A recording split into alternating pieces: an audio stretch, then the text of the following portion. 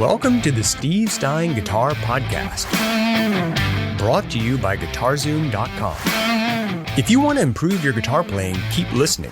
If you want to improve even faster, go to GuitarZoom.com, where you'll find all of Steve's premium courses, masterclasses, and memberships that'll help you quickly and easily improve your playing. Now here's your host, Steve Stine.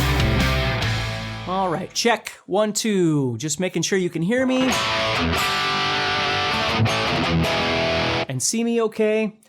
So what we're going to be doing today, first of all, thank you so much for joining me for this workshop. What we're going to be doing today is talking about alternate picking, some tips and techniques to alternate picking, and then I'm also going to explain to you about some songs and a playlist that I've created for you to learn how to do some alternate picking and get a little bit better with that if you need to.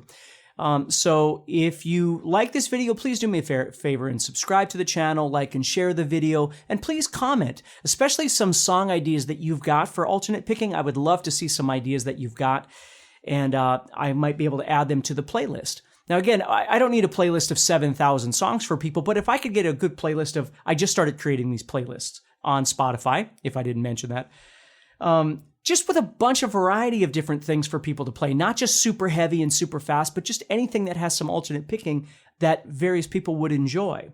So, and the other thing I want to mention is I've got a guitar course that talks about all sorts of different things like this, and most importantly, the development of being able to solo with your guitar. And the course, of course, is called Guitar Solos, and it's available at GuitarZoom.com. So you can always go check that out if you're interested.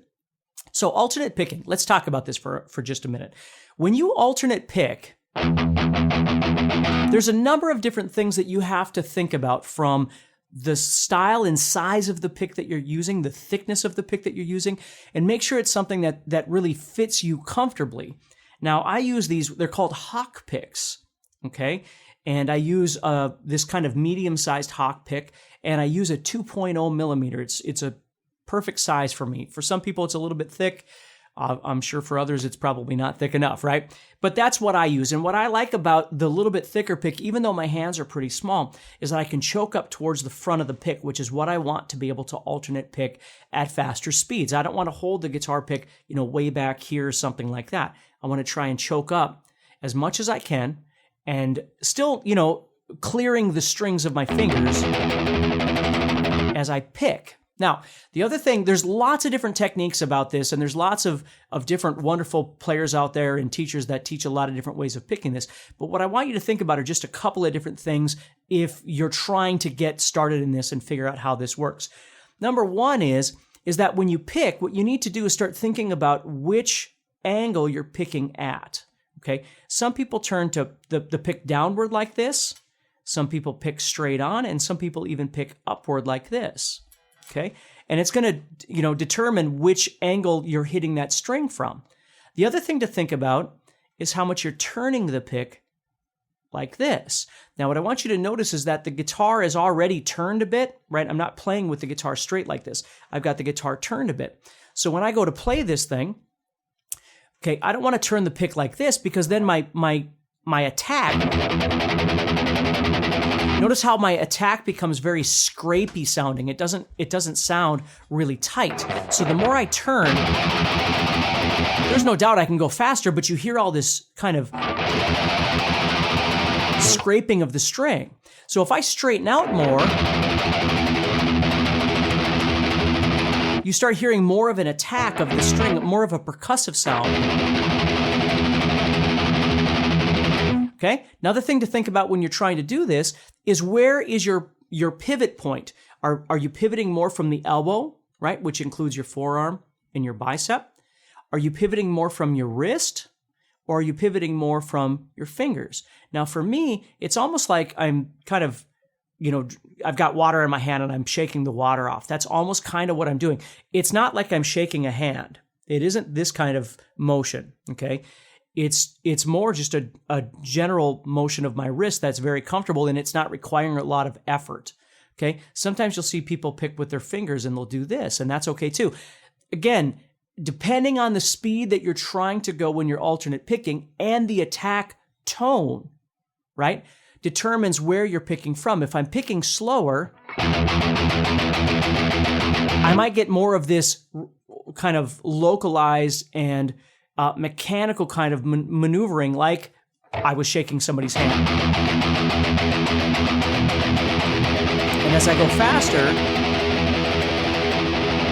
you'll notice the wrist stops moving so much, and then all of a sudden the fingers start moving a little bit, right?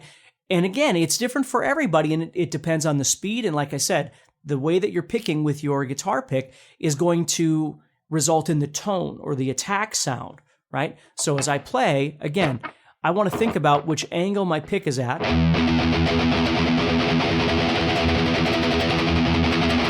And whether I'm pulling the pick inward or not. And how much I'm doing of that. So I always want to think about how it feels, and I want to think about how it sounds. And I need to understand that my approach is going to change depending on how fast my picking is going. But I really do want to try and focus on getting my down pick and my up pick to have a similar dynamic, a similar attack as I'm doing this.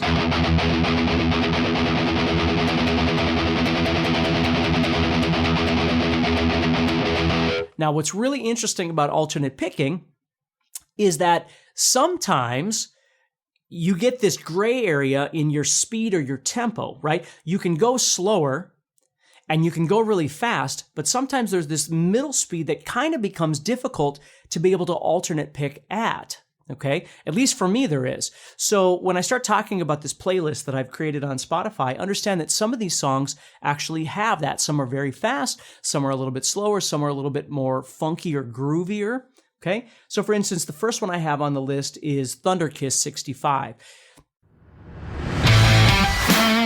If you're enjoying this episode and you'd like to support the podcast, go to GuitarZoom.com and consider becoming a premium member. There are 3 memberships to choose from. VIP, which gives you instant access to a library of short but powerful courses as well as new bite-sized lessons each month. There's also Play Songs that gives you step-by-step lessons so you can learn to play your favorite songs fast. And finally, there's Masterclass, university-level training on everything from soloing to music theory, from blues to home recording. For more info about these memberships and all the premium courses available to you, go to GuitarZoom.com. Now back to the podcast.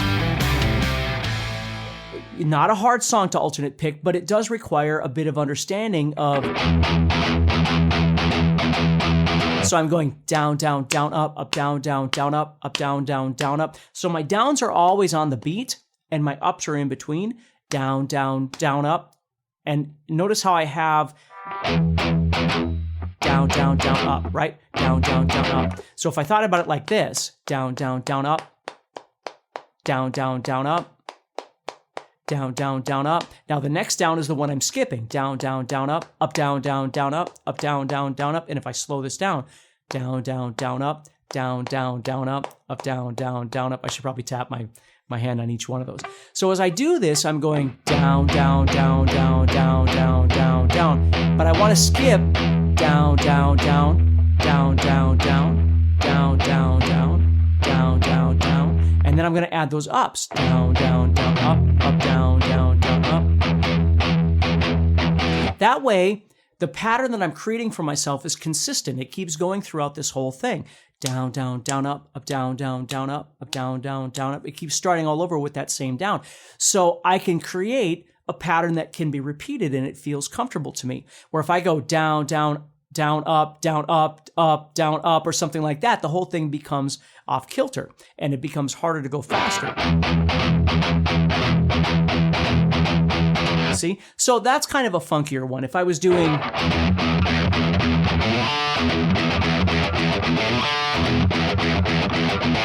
Okay, like Cowboys from Hell. If I was doing something like that, again, I'm using down-up picking.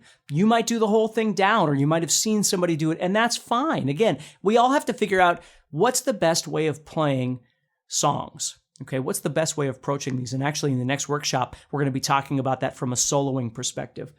But everything is different. Every song is different. So I'm trying to add a bunch of different songs into this playlist for you to explore.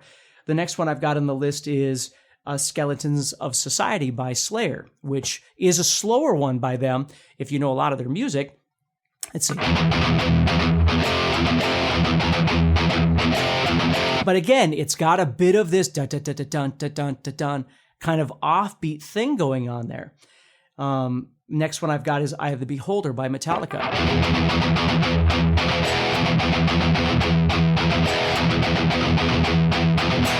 Right? That sort of thing. Just over and over and over trying to get used to that. Now, like I talked about in the last workshop, if you watch that one, I'm not expecting you to learn the entire song and all the solos and all the other parts. If you want to, great. The point of this is just to give you something else to practice with that doesn't require you just to sit and practice with a metronome. Don't get me wrong, a metronome is really important to develop various techniques.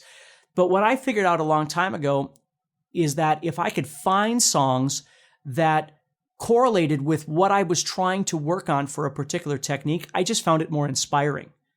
So if I could find a song, let's say I'm capable of alternate picking at a particular tempo, 160, and that's what I'm trying to work on, right? If I can find some other songs out there that maybe are around that tempo, and use some element of alternate picking. Again, if they're doing a bunch of different stuff, then maybe it's not the right song. But if I can find a song that has at least sections where there's a large part where there's alternate picking, that might be a great one to practice, which is the point of the playlist. Okay? Let's say, here's a great one, Rapid Fire by Judas Priest. Let's see.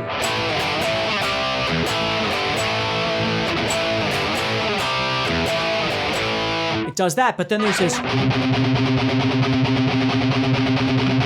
So again, there's little sections in there where you do a lot of alternate picking. It's not way too fast. It's not way too slow. It's kind of in that middle area, that gray area, if you will. So it's a great song to work on for something like that. And there's all kinds of different songs in here that you can look at. Okay. I've got Holy Wars and Whiplash and Battery and War Ensemble and Damage. But then I've also got stuff like Immigrant Song, with which is kind of funky, right? Or Eye of the Tiger, right? Which is kind of in that gray area too. Again, not a metal song, but a great song for learning how to do some alternate picking. So there's lots of different things, and I'll keep adding to this. And again, if you give me some ideas of some great songs that use alternate picking and not just absolute fastest ever, which is great, but if you got other ideas too, I can add them into the playlist for other people to learn from as well. So that would be really great to hear from you on. So anyway, let's stop there. I'll make sure that we have a link available sometime soon here with this Spotify playlist if you'd like to check it out. And as I said before, subscribe to the channel, like and share the video if you haven't already. If you have, thank you very much. And go check out guitar solos off GuitarZoom.com and see if that might be a guitar course that benefits you, if it's something that you might be looking for.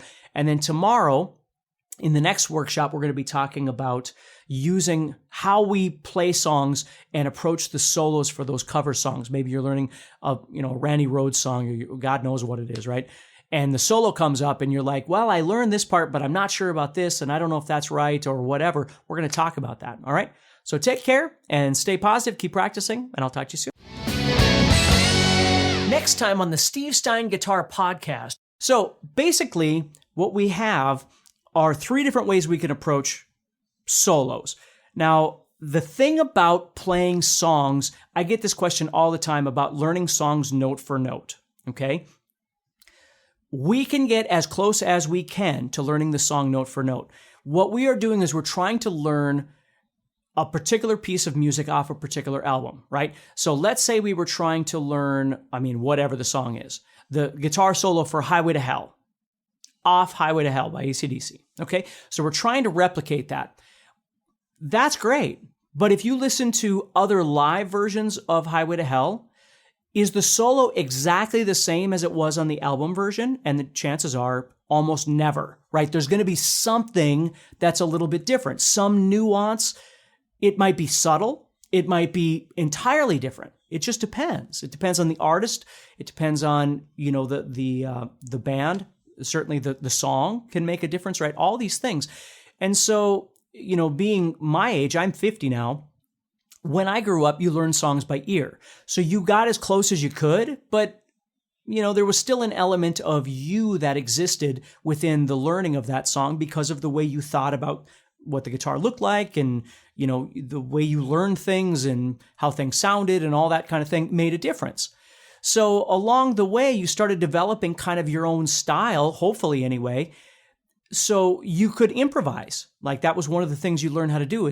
There's an art to improvisation, right? It's not like everybody can improvise really well. It takes a lot of time and a lot of patience, but in the same respect, it takes a lot of time and a lot of patience to learn something note for note. I just want you to understand that note for note is kind of a weird term because oftentimes, depending on the band and the style of music that you're playing, note for note can only be so close. Hey, Steve Stine here from GuitarZoom.com, and thank you so much for listening to this podcast. If you enjoyed this episode, can I ask you a favor? Please subscribe, leave a review, and share it with a friend. Your feedback means more to me than you'll ever know. And be sure to check out my YouTube channels where you'll find over 1,000 videos to help you with your guitar playing. Thanks again for listening. Stay positive, keep playing, and keep having fun. If you'd like some help with your guitar playing but you're not sure how to get started, go to GuitarZoom.com and look for the Help Me Choose survey. By answering a few simple questions, you'll get Steve's personal recommendation of the perfect course for you. All this and more is available for you at GuitarZoom.com.